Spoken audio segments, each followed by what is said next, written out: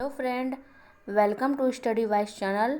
आज मैं लाई हूँ आपके लिए वनडे टेस्ट सीरीज का पार्ट 1 मेरे चैनल स्टडी वाइज पे पड़ा हुआ है। आप आके देख सकते हैं। यदि आपने नहीं देखा है तो टेस्ट देना बहुत ज़रूरी होता है फ्रेंड। हमारी रिवीजन होती रहती है तो हमारे डाउट्स दूर होते हैं, और एग्ज़ाम में हम जब देते हैं कोई भी क्वेश्चन आते हैं हमारे सामने तो हमें ऐसा नहीं कुछ डाउट्स नहीं होते हैं, हमारे क्लियर डाउट्स होते हैं तो हम क्वेश्चनों को सही कर पाते हैं।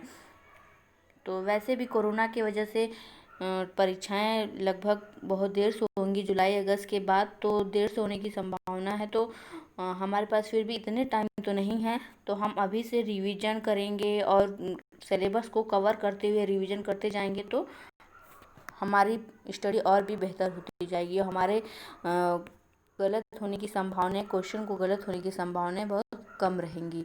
तो चलिए फ्रेंड, शुरू करते हैं और देखते हैं। शुरू करने से पहले हमारे वीडियो को लाइक कर दीजिएगा और चैनल को सब्सक्राइब नहीं किए हैं तो सब्सक्राइब भी कर दीजिएगा, ताकि जब भी मैं वीडियो अपलोड करूँ टेस्ट से संबंधित या कोई भी ऐसी वीडियो, तो आपके पास वो अपडेट पहुंच जाए और आप इसका लाभ उठा सकें।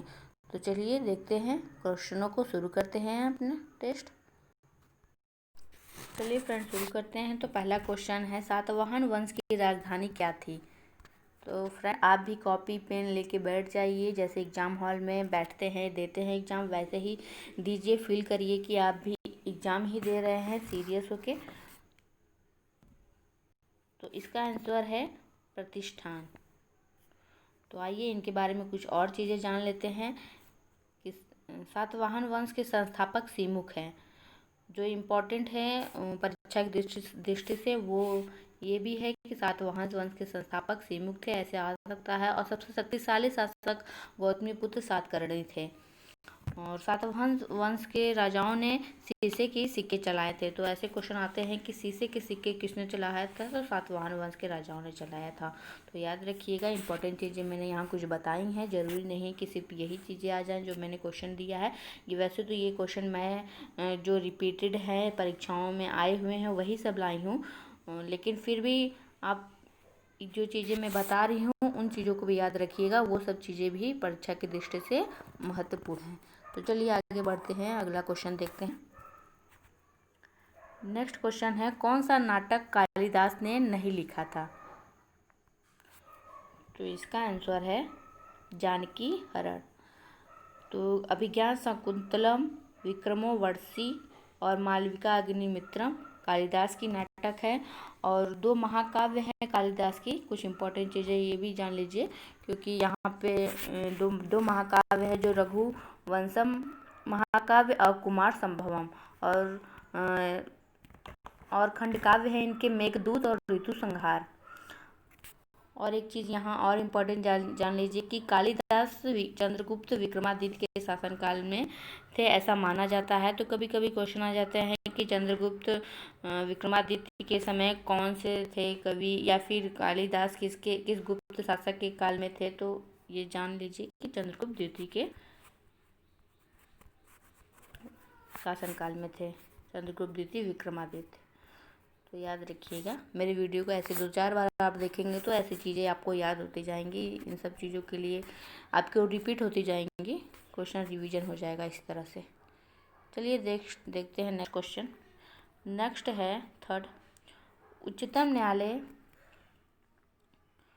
के न्यायाधीशों को कौन हटा सकता है? पॉलिटी से क्वेश्चन। तो इसका आंसर है विशेष बहुमत से पारित संसद के प्रस्ताव पर राष्ट्रपति द्वारा। आइए कुछ महत्वपूर्ण चीज़ें जान लेते हैं। उच्च न्यायालय इस भारत में इस समय वर्तमान में 25 हो गए हैं। 25वां आंध्र प्रदेश के अमरावती में बना है। तो यह एक वर्तमान में जो बना है, तो ये करंट भी हो सकता है, तो इसमें करंट में भी ये पूछा जा सकता है, याद रखिएगा। और सबसे ज़्यादा न्यायाधीश इलाहाबाद उच्च न्यायालय में है, जो 160 स्वीकृत पद है। चलिए नेक्स्ट क्वेश्चन देखते हैं। नेक्स्ट है, गोस्वामी समिति का संबंध किससे है? तो इनका संबंध चुनाव सुधार से है। चलिए नेक्स्ट क्वेश्चन देखते हैं। नेक्स्ट है, गुटेनबर्ग असंबद्धता पृथ्वी की किन दो परतों के बीच है? तो इसका आंसर है मेंटल और कोर। ये भी जान लीजिए कि क्रस्ट और मेंटल मोह असंबद्धता के बीच में है। ये भी आ सकता है, जरूरी नहीं है कि यही आए। और कुछ इम्पोर्टेंट चीज़ें और यहाँ पे है कि कोनराड है असंबद्धता आंतरिक और बाहरी क्रस्ट के बीच पाए जाते हैं। और लेहमैन असंबद्धता ऊपरी कोर और निचली कोर के बीच में पाए जाते हैं। तो ये इम्पोर्टेंट चीज़ें मैंने बताई हैं, तो इन्हें याद रखिएगा और वीडियो देखते रहेंगे ऐसे तो आपको याद हो जाएंगे, रिवीजन होते रहेंगे। चलिए देखते हैं नेक्स्ट क्वेश्चन। नेक्स्ट है 1960 नहीं 1969 में कितने बैंकों का राष्ट्रीयकरण हुआ था? तो ये आंसर है 14।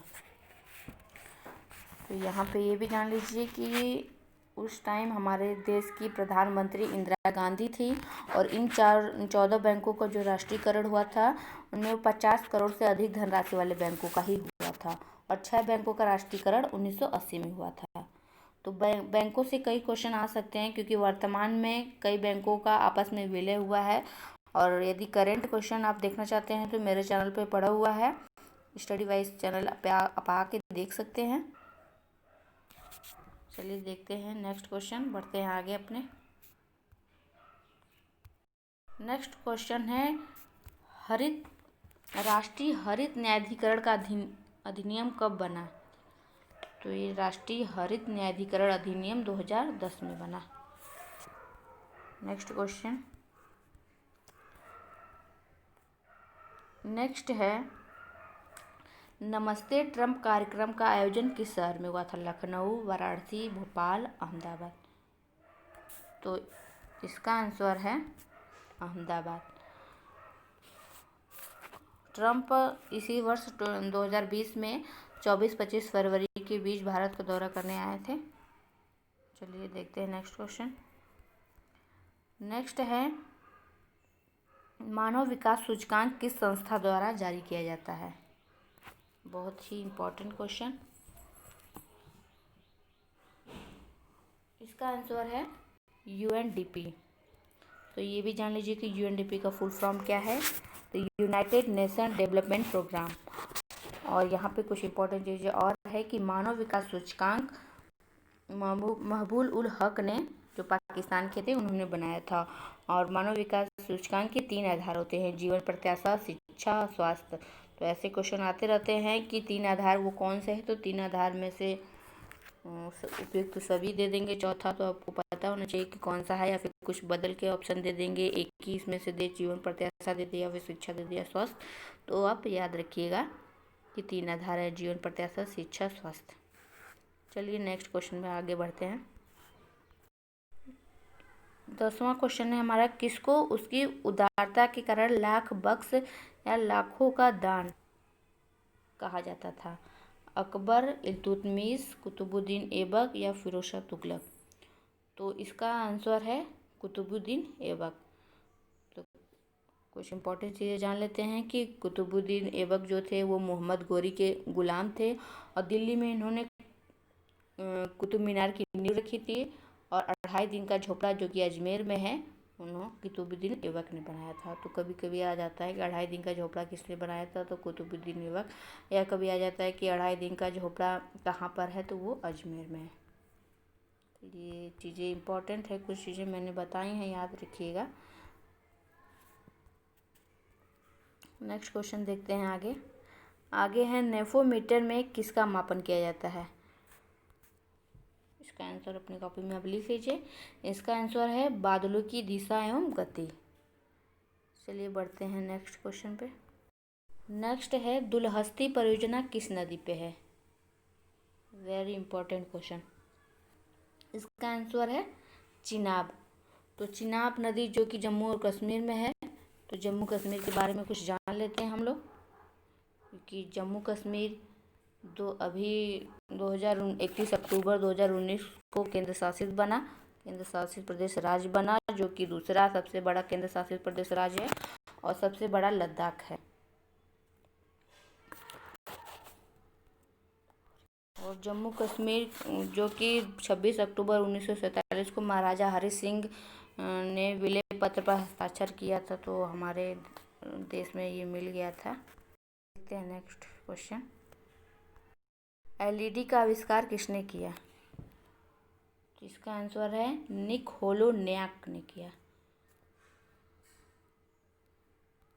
देखते हैं नेक्स्ट क्वेश्चन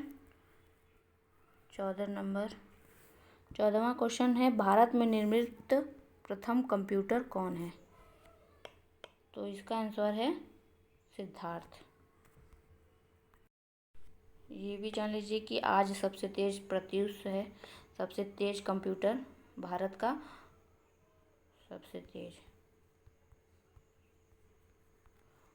और विश्व का सबसे तेज कंप्यूटर अमेरिका का समिट है। ये हमारा लास्ट क्वेश्चन है, चलिए इसको भी देख लेते हैं। ये है, रेड डाटा बुक में किसका वर्णन होता है? केवल संकटापन्न पादप, केवल विलुप्त जीव जंतु, संकटापन्न पादप और जीव जंतु, जीवाश्म। तो इसका आंसर है संकटापन्न पादप और जीव जंतु।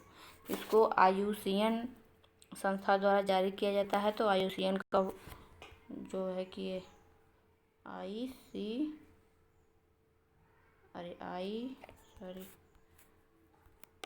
IUCN, इसका फुल फॉर्म है international union for conservation of nature. तो इसमें संकटापन्न पादप और जीव जंतुओं का वर्णन किया जाता है। तो ये मेरे 15 क्वेश्चन थे। आप बताइएगा कि कैसे लगे। अगर आपको वीडियो अच्छा लगा तो लाइक ज़रूर करिएगा, और यदि इससे ज़्यादा और भी क्वेश्चन मैं लाऊं तो इसके लिए भी आप बताइएगा, यदि आपको अच्छे लग रहे हैं क्वेश्चन तो। और जो चीज़ें मैं बता रही हूँ, कुछ इंपॉर्टेंट चीज़ें बीच बीच में भी बता दे रही हूँ, वो परीक्षा की दृष्टि से महत्वपूर्ण है। ये सब तो रिपीटेड है ही क्वेश्चन, जो परीक्षाओं में आते रहते हैं, तो इन सबों को भी याद रखिएगा। और वैसे भी जो मैं बता रही हूँ उनको भी याद रखिएगा। मेरी वीडियो को 2-4 बार ऐसे देखते रहेंगे तो आपको ये सब चीज़ें ईजी से, आसानी से याद हो जाएंगे। तो चलिए फिर मेरे वीडियो को लाइक कर दीजिएगा, ताकि मुझे भी ऐसे प्रोत्साहन मिलते रहे, मुझे भी अच्छा लगे कि हाँ लोगों को अच्छा लग रहा है, मुझे और भी वीडियो और भी बनानी चाहिए। तो मेरे वीडियो को लाइक और सब्सक्राइब करना ना भूलें। और यदि अच्छा लगे तो दूसरे को भी, अपने दोस्तों फ्रेंडों को भी, रिश्तेदारों को भी भेजिए जो पढ़ते हैं, ताकि ये भी उनका लाभ उठा सकें। तो मिलते हैं नेक्स्ट वीडियो में। वीडियो देखने के लिए धन्यवाद।